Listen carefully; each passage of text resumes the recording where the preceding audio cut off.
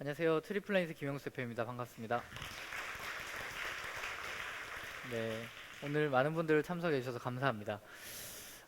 이제 나무를 심는 트리플라이트이 어떻게 나무를 심어왔는지에 대해서 알아보려고 하는데요. 뭐 어떤 친구들은 그 물을 절약하기 위해서 일주일에 한 번만 씻는다, 샤워를 한다, 이런 친구들도 있고, 남에게 이 피해를 주는 친구들이 있었어요. 환경을 위해서. 그래서 제가 그런 방법은 굉장히 물을 절약하기 위해서 좋으나 남에게 피해가 될 수 있다.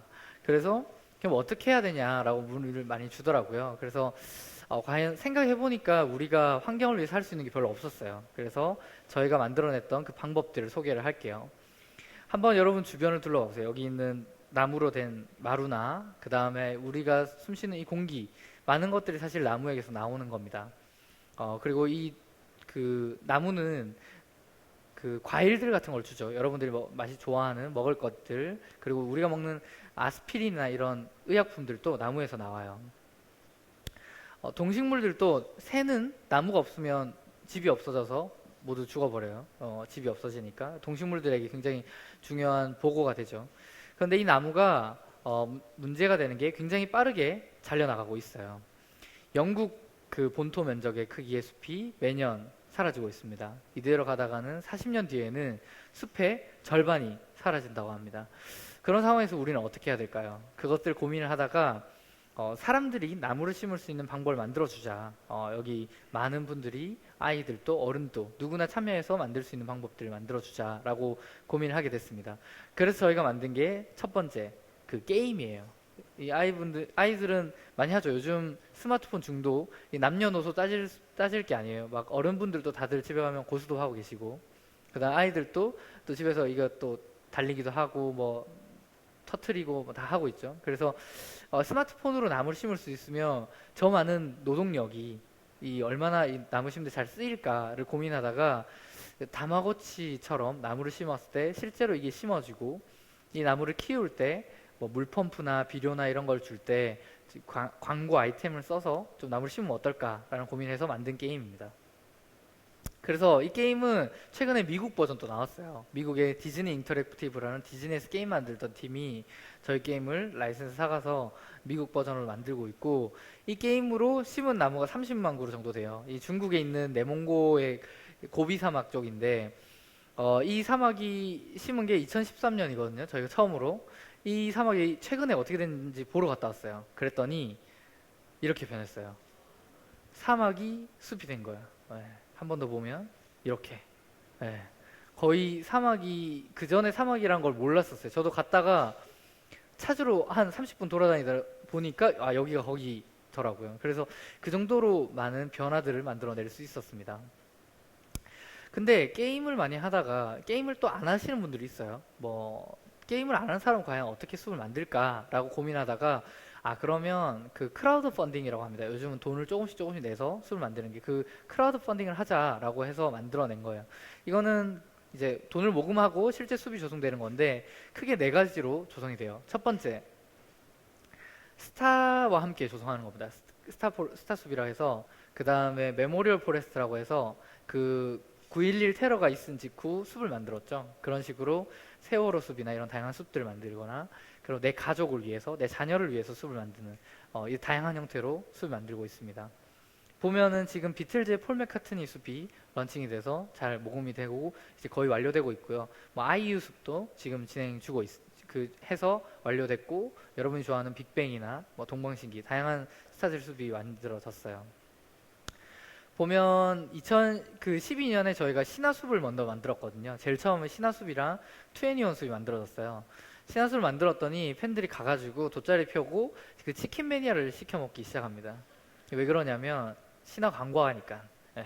치킨 매니아 광고하는 사람이 신화예요. 그래서 치킨 매니아를 엄청 먹다 보니까 지역 상권이 살고, 그 지역에 이제 굉장히 후미진 곳이었는데 거기에 많이 팬들이 방문하고 이러다 보니까 이게 소문이 난 거예요. 그래서 스타수비 굉장히 늘어나게 됩니다. 지금 보면 하정우 씨나 뭐 김수현 씨나 뭐 이런 배우들까지 요즘 만들고 있고, 최근에 또 김우빈 씨가 개인 사비를 들여서 뭐 자기의 숲을 또 만드는 데 돕고 있어요.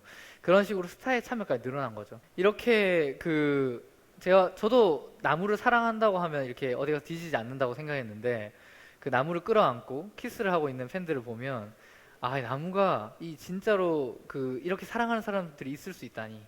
그러고 팬들이랑 같이 숲을 첫 번째 방문을 하잖아요. 그러면 탁 눈물을 흘려요. 눈물을 흘리고 여기 오빠가 정말 있듯이 이 오빠 나무를 굉장히 잘 보살핍니다. 그래서 최근에는 그 나무에 이제 굉장히 고급 난에 꽂는 영양제 같은 것들이 있어요. 그거를 팬 수십 명이 꽂아놔가지고 나무가 영양 과다로 죽은 사례도 있습니다. 나무가 영양이 너무 과다하니까 죽더라고요. 그래서 저희가 이제 전체로 공지했어요. 너 영양을 너무 많이 주면 안 된다. 사랑을 적당하게 달라. 그런 식으로 많은 그 스타쉽들이 이게 이슈가 되고 있어요. 보시면 스타들도 굉장히 좋아합니다. 예전에는 그 명품 돌 뭐 이러면서 이제 생일이나 이럴 때 명품을 주니까 스타 이미지도 나빠지고 또 팬들도 이미지도 나빠지고 이랬었죠. 그리고 사실 팬클럽들이 이런 숲이 있기 전에는 어디에 가 있었냐면 스타의 집 앞이나 아니면 소속사 앞에 가서 있었어요. 근데 그게 그 지역 주민들에게도 해가 되고 그랬었는데 요즘은 다 숲에 가 있어요. 그러고 숲에서 즐기고 피크닉 즐기고 그런 식으로 하니까 모두가 윈윈 할 수 있게 된 거죠. 어, 작년에 사실 4월에 굉장히 가슴 아픈 일이 한국 사회에서 있었습니다. 세월호 사건이 있었죠. 그 사건이 있고 나서 저도 개인적으로 굉장히 가슴 아프고 어떻게 해야 될지를 모르겠더라고요. 굉장히 무기력함을 느끼고 있던 와중에 그 오드리 헵번의 아들이라는 사람이 연락이 왔어요. 저희한테 와가지고 해외에서는 이런 경우에 숲을 만들어서 치유를 한다, 회복을 한다 이런 얘기를 하더라고요. 그리고 그것을 잊지 않기 위해서 그런 숲들을 만들어서 그걸 다시 사고가 반복되지 않도록 한다라는 얘기를 해줬어요. 그래서 제가 처음에 든 생각은 이 오드리 헵번 아들이 진짜인가? 그래서 거짓말 아닌가? 스팸 아닌가? 그래서 그러면 그 스카이프를 한번 하자. 봐야겠다. 그래서 보니까 실제로 좀 닮았더라고요. 약간. 예, 그래서 그 숲을 만들기 시작을 했고 1년간 준비해서 올해 4월에 런칭을 했어요. 그래서 한 2억 정도 이상의 그 기금이 모였고 많은 사람들이 참여를 해서 숲이 지금 조성이 활발하게 되고 있습니다. 그 이후에 저희가 DMZ의 평화를 위한 폴 맥카트니 숲이나 연평해전 사건이 났었죠. 연평해전을 위한 숲이나 영화에 나오는 거예요. 네. 그리고 최근에는 네팔에 그 지진이 크게 났었지 않습니까? 거기에 대한 숲을 만드는 것까지 다양한 메모리얼 숲들이 만들어지고 있어요. 숲을 많이 만들었더니 자연스럽게 과일들이 열리기 시작했어요. 굉장히 어린 친구들이 그 나무들을 재배하고 하고 있는데요. 왜 이런 사업을 하게 됐냐면 이런 친구들은 사실 생계를 유지할 방법들이 생각보다 없어요. 아프리카나 캄보디아 이런 데는. 그래서 저희가 나무를 심어주고 그들이 직접 관리하고 그걸 잘 키우는 대신에 그 열매들을 저희가 제공을 하고 있죠. 근데 커피 같은 것들 한 잔을 우리가 사 먹으면 한 4,000원에 사 먹는다고 치면 이 농부들한테 돌아가는 거 한 40원밖에 되지 않아요. 한 1%밖에 안 되는 거죠. 그래서 직접 우리가 그 제품들을 수거해 와서 상품화 시키고 팔아서 더 좋은 많은 소득을 줘야겠다 해서 커피나 이런 것들을 이제 앞으로 만들어낼 예정입니다.